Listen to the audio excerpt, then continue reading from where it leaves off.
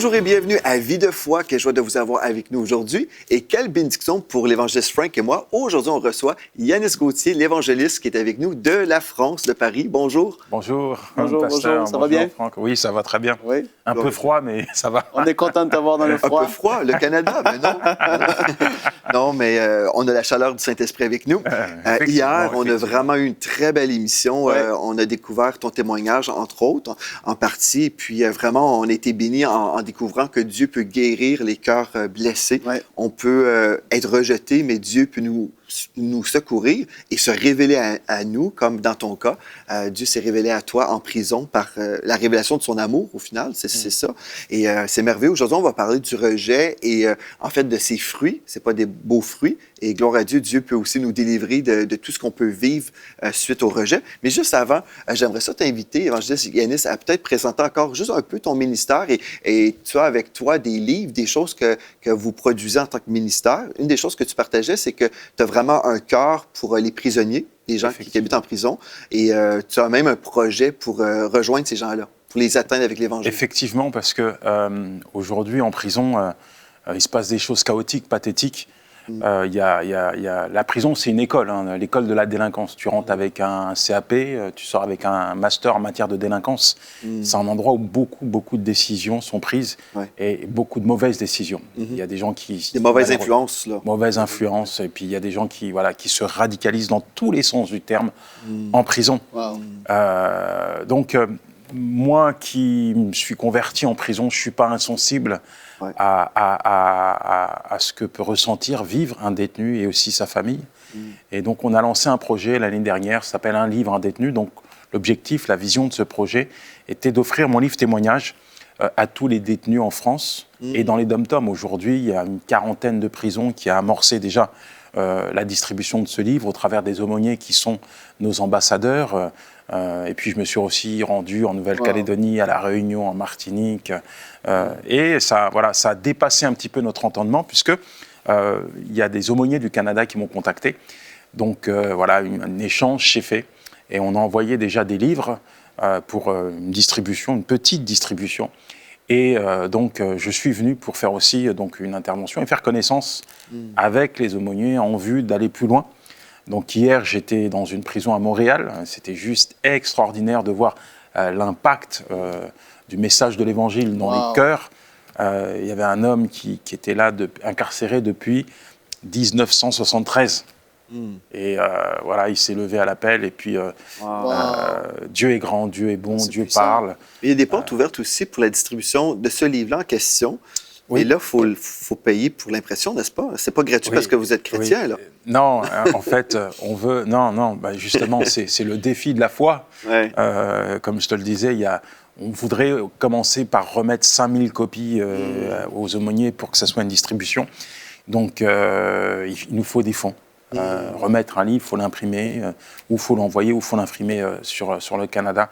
Oui, on est à la recherche de fonds pour gloire à Dieu. apporter Parce que s'il y a des gens, je sais qu'il y a déjà des gens qui te suivent par peut-être les réseaux sociaux, par des vidéos qui circulent un peu partout.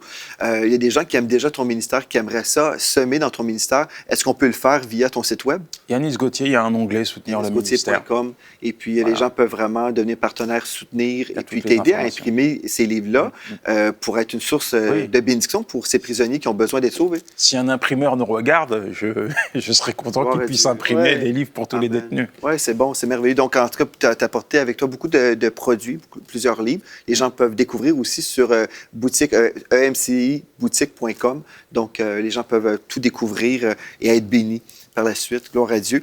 Aujourd'hui, on va parler justement encore une fois du rejet. C'est un sujet qui tient à cœur.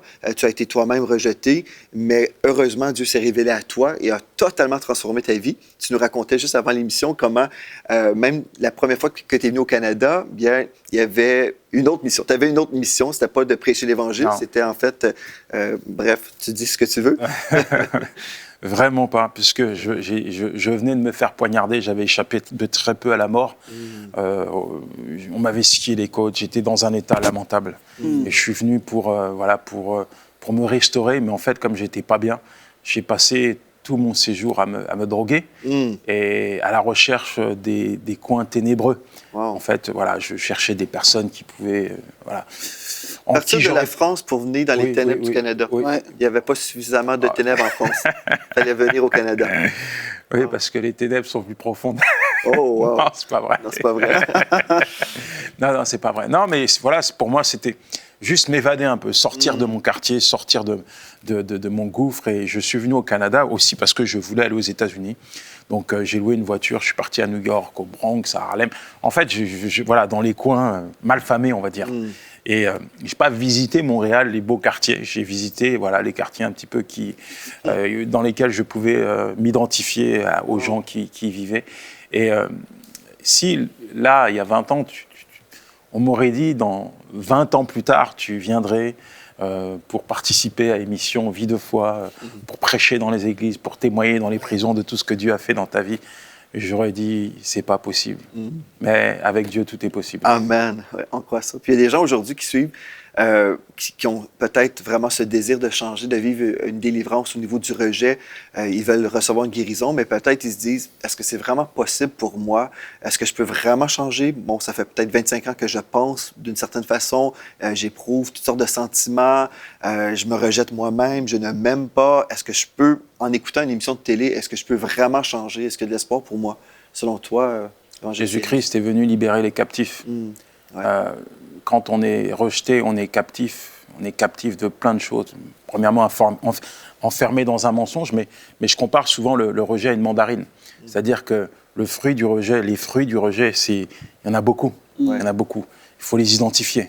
On peut parler d'isolement, de dépression, de pensées suicidaires ou de suicide, des gens qui s'évadent dans la drogue, dans la violence, dans la haine.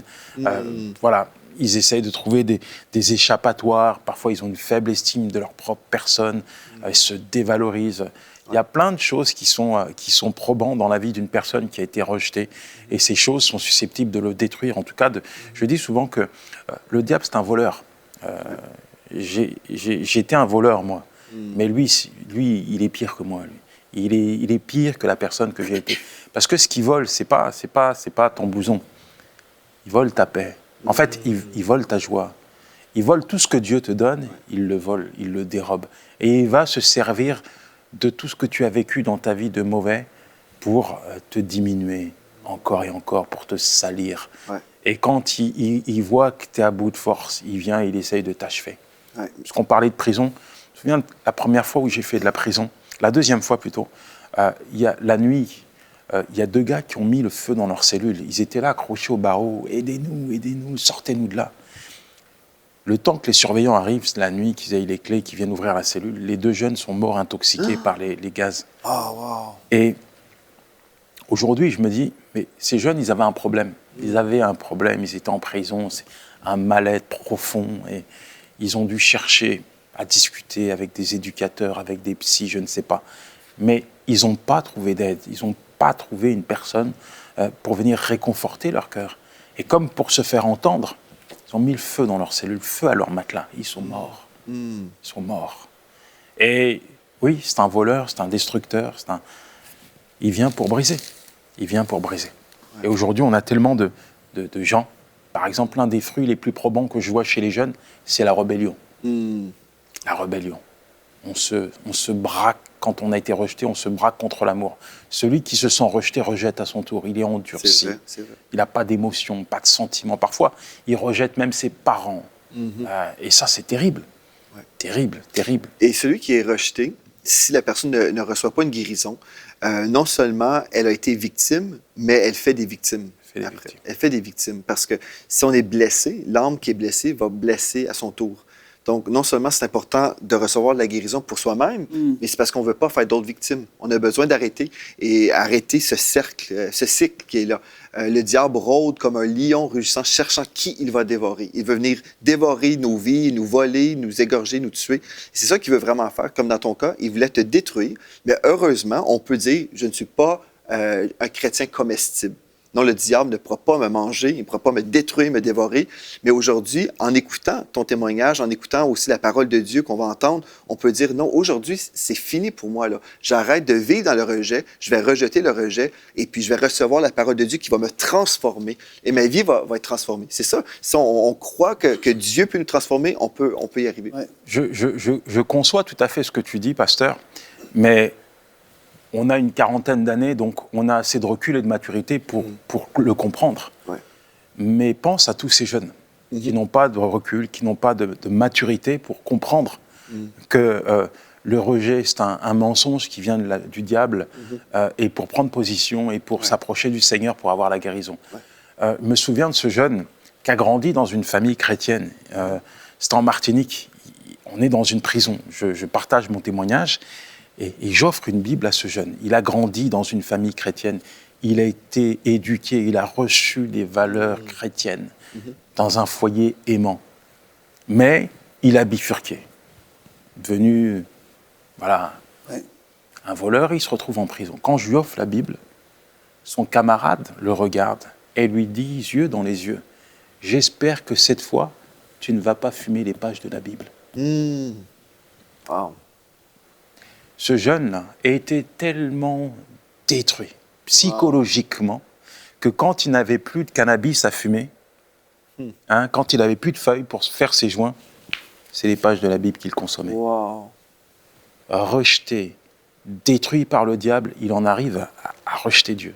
Et là, on parle de l'émission Les fruits du rejet. Mais toi, Yanis, est-ce que tu as déjà vécu dans le déni un peu du rejet? Est-ce que tu comprenais que tu vivais en fait du rejet? Est-ce que tu concevais que tout ce que tu vivais, ou en tout cas une grande partie de cela, venait du fait que tu avais été rejeté? Non. Non, parce que dès que j'ai eu 14-15 ans, en fait, j'ai trouvé une famille de substituts.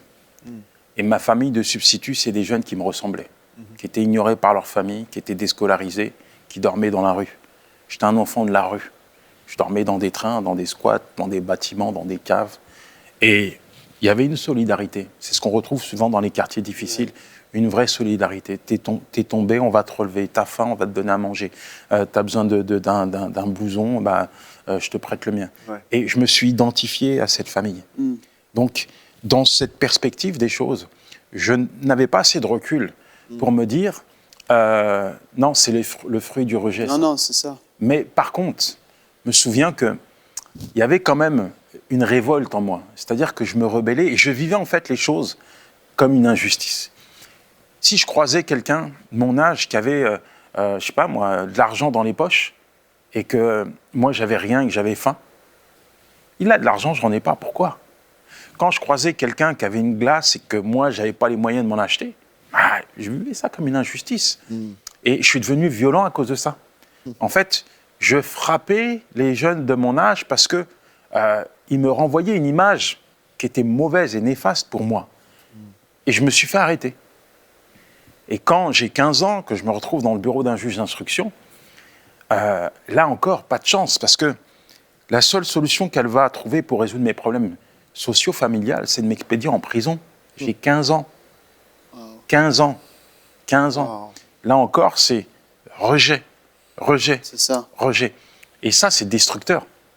Et puis, comment aujourd'hui quelqu'un qui vit un certain rythme de vie pourrait identifier c'est quoi le rejet? Parce qu'on parle des fruits du rejet. Est-ce que tu as certains fruits que tu pourrais dire, regarde, dans ma vie, moi, j'ai vécu ça, je voyais telle chose, je voyais telle chose. Ces choses, comme tu avais dit au début, la mandarine, les différents quartiers de la mandarine, cela pointe au rejet. Est-ce qu'il y a certains trucs que tu pourrais dire aux gens?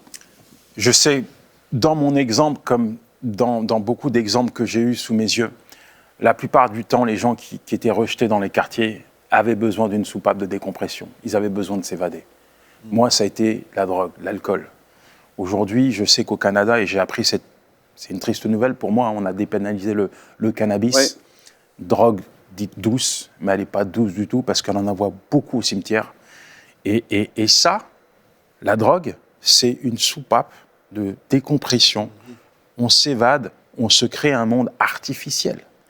Il y a les gens qui s'évadent dans la drogue, il y a des gens qui qui instrumentalisent leur corps et ils ont besoin d'être valorisés, d'exister. On a des femmes qui se prostituent, on a des gens qui font n'importe quoi avec leur corps.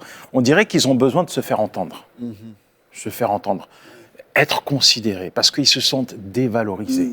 Et j'ai envie de dire, toutes ces choses, eh bien oui, parfois trouvent racine dans le rejet.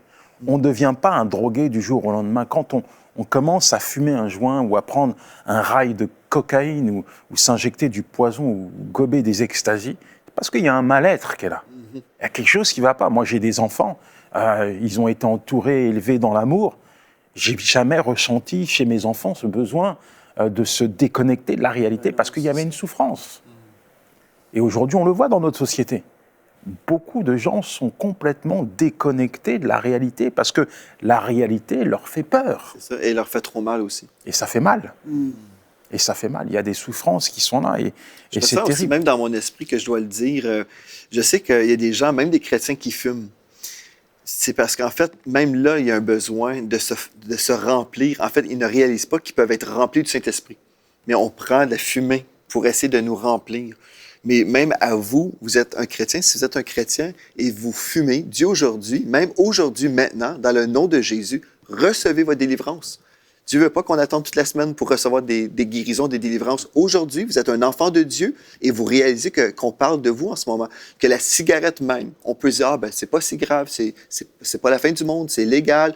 Non, mais en fait, pour vous devez réaliser que si vous prenez cette cigarette-là, c'est pour vous remplir intérieurement. Et Dieu, le Saint-Esprit, veut vous remplir. Échangez la boucane, comme on dit ici, la fumée, et recevez plutôt la plénitude du Saint-Esprit. Dieu vous aime et il veut vous remplir de son amour. Et quand on est rempli de l'amour de Dieu, on ne cherche plus. Parce que c'est ça, le Seigneur a dit, si on vient à lui, on n'aura plus jamais soif. On va avoir soif pour plus de lui. On va dire, j'en veux plus de toi, mais on n'aura plus jamais soif pour autre source. Parce que la source de Dieu, l'amour de Dieu nous comble véritablement. Faudrait-il comprendre à quel point Dieu aime l'homme? Ouais. Parce que lorsqu'on est rejeté, on pense, la base même, c'est le manque d'amour du rejet. C'est ça. Je me souviens, moi, j'étais quelqu'un de pas bien, puisque je vendais de la drogue dans la cité, mais il y avait un drogué qui était là, et qui était malade, il était répugnant, on le considérait comme vraiment le rebut de la société, le dernier. Et ce gars-là, quand il sortait, il voulait parler avec nous, on le rejetait, on le repoussait. Puis il y a sa mère qui venait le chercher de temps en temps. Alors on lui disait, votre fils, il est dans son squat, comme d'habitude, là où il s'envoie ce poison dans les veines. Elle allait chercher son enfant et puis elle repartait avec lui. Et quand elle repartait avec lui, on se disait, mais comment elle fait pour l'embrasser? Comment elle fait pour lui donner de l'amour? Comment elle fait pour manger en face de lui? Il est répugnant, il est dégoûtant. Mais c'était sa mère. Et la Bible dit dans Ésaïe 49, verset 15, « Une femme oublie-t-elle l'enfant qu'elle allait? N'a-t-elle pas pitié du fruit de ses entrailles? Quand même elle l'oublierait, moi je ne l'oublierai point. Quel que soit ton état, Dieu t'aime. Et Dieu ne peut pas t'oublier parce qu'il t'aime. Et c'est pour ça qu'il se révèle à toi aujourd'hui. Jésus-Christ a dit, je ne mettrai pas dehors celui qui vient à moi. Tel que tu es, tu peux venir à lui. C'est vrai. Je sens aussi juste le fait, non seulement de l'entendre, parce qu'il y a plusieurs personnes là, vous entendez cette parole. Oui, Dieu m'aime. Vous l'avez entendu à maintes reprises, mais vous devez aussi croire. Et une des choses que vous devez faire, je crois, en ce moment, c'est simplement le dire, Dieu m'aime. Le dire là où vous êtes, dans votre maison, si vous écoutez à la radio, peu importe où vous écoutez cette émission, mais juste le dire. Je ne veux pas juste l'entendre, parce que des fois, on entend des choses et on peut être des auditeurs oublieux et juste simplement entendre, mais vraiment s'arrêter, ou comme vous dites en France, se garer sur cette vérité-là. Dieu m'aime. Et vraiment le réaliser.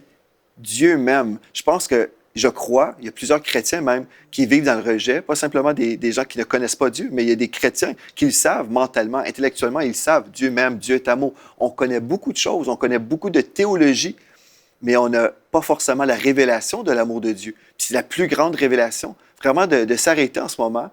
Arrêtez, sachez que Dieu est Dieu et arrêtez et méditez sur le fait que Dieu vous aime. Et la guérison vient à partir de cette révélation-là, que Dieu m'aime. Et Dieu m'aime avec un amour éternel. Ça, c'est merveilleux de le savoir. Puis moi, je vais vous encourager, dites-le. Vous dites, mais il y a quelqu'un à côté de moi. Que vous soyez 2 ou 3, dites-le tous. Dieu m'aime. Et croyez-le de tout votre cœur. À partir de cette révélation, toute votre vie, toute votre destinée peut changer. C'est vrai, ça. Dieu m'aime. Moi, je le dis, Dieu m'aime. Tellement de gens souffrent justement de ce manque d'amour. L'un des fruits du rejet, c'est le suicide. Ouais. Dépression conduit au suicide. C'est ça. L'OMS dit que toutes les 40 secondes, il y a quelqu'un qui se suicide dans le monde. Wow. Quelqu'un se suicide dans le monde. Le Canada, c'est le 6e pays au monde où l'on consomme le plus d'antidépresseurs. Wow. C'est pas normal. Et les gens... Tout ce qu'il faut pour être heureux. C'est ça. Selon le monde, hein? Ouais, c'est Ça, tu l'as saisi, toi aussi. Selon le monde, tu possèdes, tu es heureux. Tu as l'argent, tu es heureux. Tu as une femme, tu es heureux. Mais ça prouve que notre véritable joie se trouve vraiment dans le Seigneur. Toi, est-ce que tu as expérimenté ça? Est-ce que tu as vécu ça? La joie et la paix dans cette vie est venue quand tu as compris qui était le Seigneur. Je vais te donner une image. Un jour, je suis dans une chambre d'hôtel. Ce jour-là, je suis sur les genoux. J'ai de l'argent, beaucoup d'argent. J'ai une voiture, une super belle voiture qui est garée en bas de la chambre d'hôtel. J'ai des habits en soie, des bijoux, tout me réussit. Et j'ai envie de mourir. C'est ça. Je prends une lame de couteau. Toute la matinée, je vais la mettre sur mon bras. J'essaye de trouver la force, de mettre fin à mon calvaire. Une souffrance qui n'est pas détectable à l'œil nu, parce que j'ai l'apparence d'être heureux. C'est ça. Mais je suis tellement dévasté intérieurement. Et il y a ce vide qui appartient à Dieu. Et il faut que Dieu entre dans ma vie pour que je renoue avec le bonheur, avec l'espérance, avec la paix, avec la joie. Et je peux te dire, Franck, depuis que je donnais ma vie à Jésus, il y a des moments, c'est pas facile. Il y a des moments où, il n'y a pas les mêmes choses que j'avais avant, mais j'ai Jésus dans mon cœur. Il n'y a rien qui... Il y a les factures qui arrivent, parfois mais j'ordonne à mon âme de ne jamais oublier les bienfaits de Dieu. Et en plus, tu as l'éternité devant toi. Ça n'a pas de prix. Ça n'a pas de prix. Quand tu as goûté à ça, moi, je pense à ça des fois et je me mets à rire ou à pleurer. Je me dis, mais c'est tellement glorieux. Peu importe ce que cette vie en réserve, peu importe c'est quoi la fin, je sais où est-ce que je m'en vais. Et ça, il y a une paix qui surpasse toute intelligence avec ça. On le voit dans le monde. Ouais. Des gens comme Michael Jackson, Whitney Houston, qui avaient tout pour être heureux. C'est ça. Mais pour dormir même, il fallait qu'ils se anesthésient la conscience, qu'ils n'arrivaient pas à troubler dans leur âme. C'est ça. Troubler. C'est ça. Des fois, on ne s'imagine pas, en fait, que le Canada pourrait être une terre missionnaire. Parce qu'on se dit, bien, le Canada, c'est un pays béni, financièrement, les gens vont bien en général. Et on ne peut pas s'imaginer ça, mais en fait, on a l'un des plus grands terrains de champs missionnaires au monde. En fait, c'est ça. Et je crois aussi dans la francophonie, il y a plusieurs pays comme ça où les choses vont bien sur le plan économique, mais spirituellement, quand on a rejeté Dieu dans une société, on est vraiment en faillite spirituelle. C'est seulement Dieu qui peut faire une différence dans nos vies. C'est seulement Dieu qui peut nous remplir. J'aimerais ça, en terminant cette émission, qu'on prenne le temps justement de prier pour les gens qui réalisent qu'ils sont vides et qui ne veulent plus demeurer dans cet état-là. Ils veulent être transformés. Je sais qu'il y a plusieurs chrétiens aussi, vous suivez cette émission aujourd'hui et vous ne vivez pas dans la joie. Moi, je crois que le Seigneur Jésus est venu nous donner la vie et la vie en abondance. C'est pas simplement la survie chrétienne. Il y a des gens qui pensent que la vie chrétienne, c'est la survie chrétienne. On attend soit l'enlèvement de l'Église ou on attend la mort. Et un jour au ciel, là, on pourrait être heureux. Mais d'ici ce temps-là, c'est la survie. Non. Jésus est venu nous donner la vie et la vie en abondance. Et dans le royaume de Dieu, on a la justice, la paix et la joie. Dieu veut que vous puissiez vraiment bénéficier des trois choses. La justice de Dieu, oui, vous êtes pardonnés de tous vos péchés. Vous pouvez entrer au ciel, gloire à Dieu, à cause de l'œuvre de la croix. Donc la justice et la paix, on peut vivre dans la paix. Je sais, si je meurs dans 10 minutes, je sais à 100% que je vais rentrer dans la présence de Dieu. Ça, c'est merveilleux d'avoir cette paix-là. Mais aussi la joie. Dieu nous appelle à être les plus joyeux sur Terre. On est censé être les personnes les plus joyeuses sur la planète. C'est vrai. Pourquoi? Parce qu'on sait, peu importe ce qu'on peut vivre, Dieu est plus grand que nos problèmes. Et aussi, on sait qu'on a une place réservée au ciel. Moi, je sais que j'ai une réservation au ciel, une belle demeure qui m'attend. C'est merveilleux. Je peux être heureux tous les jours de ma vie, même si on passe par des épreuves. Dieu est là malgré l'épreuve. Quand je me réveille le matin, je sais que Dieu est au courant de cette journée. Dieu est déjà au courant. Dieu n'est pas surpris. Il ne dira jamais « Ah non, mais qu'est-ce que Joël va faire? » Dieu connaît toutes choses. Donc, je peux trouver vraiment ma force en lui, ma paix et ma joie. Et Dieu vous appelle à tourner la page sur le rejet, à accueillir vraiment l'amour de Dieu. Mais une des choses aussi, c'est de vivre la joie. Dieu vous appelle à être joyeux. Est-ce que vous êtes vraiment une personne joyeuse? Quand vous vous réveillez le matin et vous voyez dans le miroir, est-ce que vous êtes en train de sourire, en train de louer le Seigneur pour cette belle journée qui commence? Ou vous êtes, oh non, une autre journée. Dieu veut changer tout ça. Là. Dieu veut changer votre... en tout cas, il veut changer votre visage aujourd'hui, que votre visage soit rayonnant de joie. Parce que c'est ça que la Bible nous dit. Quand on tourne les regards vers lui, on est rayonnant de joie. Et c'est votre héritage en Christ. Évangéliste Yanis, est-ce qu'on peut prier pour les gens aujourd'hui qui veulent vivre une transformation dans leur vie? Ils veulent vraiment accueillir la paix de Dieu, mais surtout l'amour de Dieu dans leur vie. On parle aussi à des chrétiens qui vont peut-être à l'église tous les dimanches, mais qui vivent sous leurs privilèges. Ils vivent dans la tristesse et ils vivent dans le rejet. Mais aujourd'hui, c'est temps que ça change. Alléluia. Père, nous voulons t'invoquer aujourd'hui encore, car nous savons que ton esprit est présent. Oui, Seigneur. Là où ta parole est proclamée, partagée, ton esprit agit. Saint-Esprit, nous te demandons de venir confirmer tout ce qui a été dit dans le cœur de ceux qui nous ont écoutés, qui ont reçu ta parole. Merci, Saint-Esprit, de ce que tu déposes ton amour, Ouais. tu déposes ta paix, tu déposes ta joie. Merci. Une paix, une joie, un amour inconditionnel qui ne dépend pas des circonstances. Père, je te demande de relever la tête de tes enfants. Je pense à cette femme qui est meurtrie dans son foyer, rejetée par son mari, abattue, attristée. Merci Seigneur de relever sa tête. Ouais.